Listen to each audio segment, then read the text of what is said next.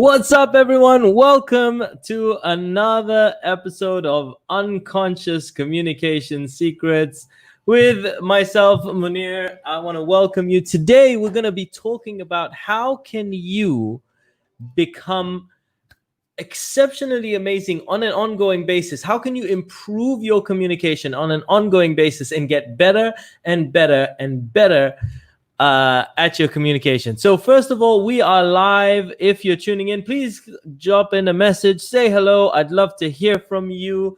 Love to see how you're doing, what you're doing, and let me know that you're tuning in, and let's get cracking. So first of all, if you're tuning in for the first time, this show is basically I help you to understand how you can use unconscious communication secrets so that you can confidently connect, converse, communicate, or convert, whether it's online or offline, even if you are one of the shyest of wallflowers. But today, I'm going to be sharing with you a very, very cool little story.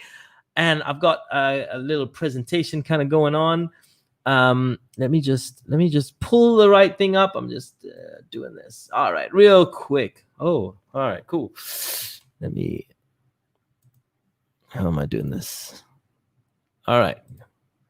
Yeah, so I'm going to be sharing with you the secret to massive results in your communication. And this is really a tried and tested formula for getting results in any area of your life.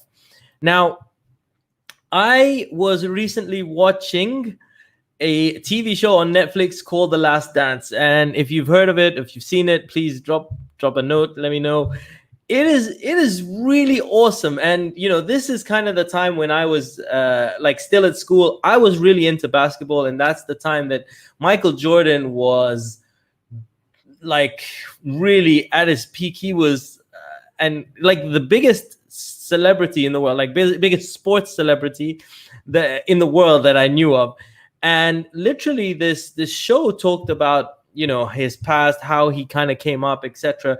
And I think by far Michael Jordan is perhaps the best basketball player of all time. Like literally, I mean, he won 6 championships, MVP every time. And you kind of get into a little bit of his psyche. If you kind of watch the show, you kind of get to understand him. You understand what moved him, what pushed him, and he was a beast when it came to taking the game super seriously. Like he would take a loss to heart so much. It was unbelievable just learning from someone that was the best in the world, and actually best of all time. And how they would think about this sort of thing. But here's what a lot of people don't know or may not know, that literally Michael Jordan didn't actually make his varsity team. Now, this is something they talk about in the show, and they were like, you know, when he tried he auditioned, well, I don't know, he tried out for the team and he didn't make it. And he took that so much to heart, and he went home, and I think it was his dad or his mom was they were doing the interview, and they started saying, you know what, he came home and he just decided then and there that he would practice every single day. And I don't even remember seeing the basketball leaving his side. He would practice so much so that he would, when he'd go back to try out, when he'd go back and when it would matter, he would succeed again. And that's what happened. Literally, he practiced all summer. He just went for it and took it super serious and kept practicing and practicing and practicing. And so, you know, the reason I tell you this story is this is a phrase that I learned from the world champion of public speaking, Craig Valentine. I think he won the world championships in 1999. And he says this phrase, practice more than you play. See, a lot of people don't get the communication right. But the only time that they try and communicate, let's say if you're doing a presentation, the only time you go and do the presentation is when you're doing the presentation. or you have a conversation and you don't like you know you're supposed to go and meet someone in a networking event, or you meet people at a networking event, but you have no idea how to meet people and you've never tried it. And so the first time that you're going to go and try it, you've read a couple of techniques in a book, maybe you watched a couple of videos, and you're like, yes, this is cool. And then you go there and you're like, oh my God, this, it feels a bit awkward, etc. But that's because you're doing it for the first time. And I think it's testament, this phrase is testament that it came from a world champion. Practice more than you play. Look at Jordan. He practiced more than he played. He would practice so much. And Michael Jordan has one of his famous sayings is sweat more in practice so that you don't bleed as much in battle. Wait, the more you sweat in practice, the less you bleed in battle. So and that's huge. The more you sweat in practice, the less you bleed in battle. So when it comes to any area of your life, if you want to get exceptionally amazing, then practice. So when I talk about communication, how can you practice? Well, literally finding a safe environment with like-minded people that have a common goal, and this is the important thing, and the right practice. Why do I say that? Because some people say that practice makes perfect. No, practice makes permanent. All right, practice makes permanent. And if you are practicing the wrong things, then you're going to embody the wrong habits. So what you can do instead is, if you're able to understand what you should be doing and what you can practice that you should be doing, that's going to take you further, faster than ever before. So practicing the right things, getting someone to give you feedback. Now, a safe environment with like-minded people. For example, in the past, I've done Toastmasters because it's a safe environment, like-minded people that have a common goal. However, you want to be practicing the right things, the next level things. And so this is why I've joined a number of masterminds, because you're a product of your environment. And I want to share this real quick, right? Ultimately, you never want to test a new bike on race day, right? Like if you just bought a bike, you're not going to wait until race day and then test it out. It's not going to, that's the worst time to test out a new bike. And it's the same with any skills that you learn.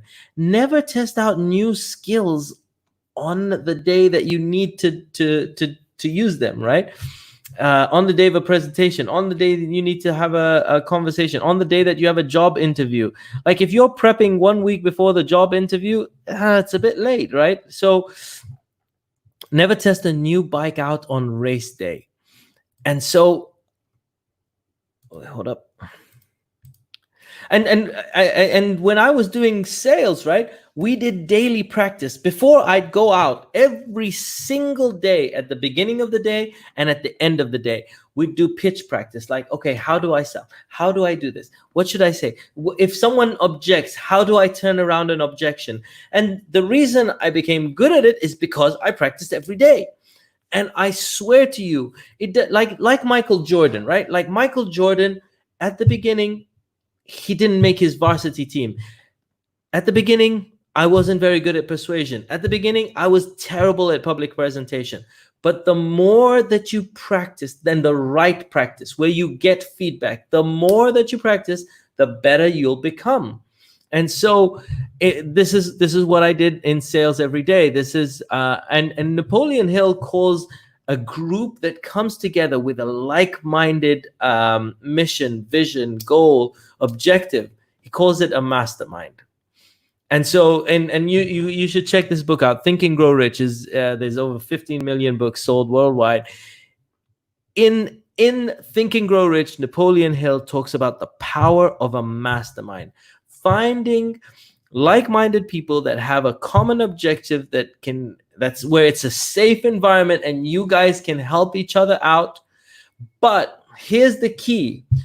don't practice the wrong things. Like we look at the Chicago Bulls, they were practicing the right things because they had the right amount of feedback. That's why for my courses, I have a mastermind associated with it, because I want to help people get results.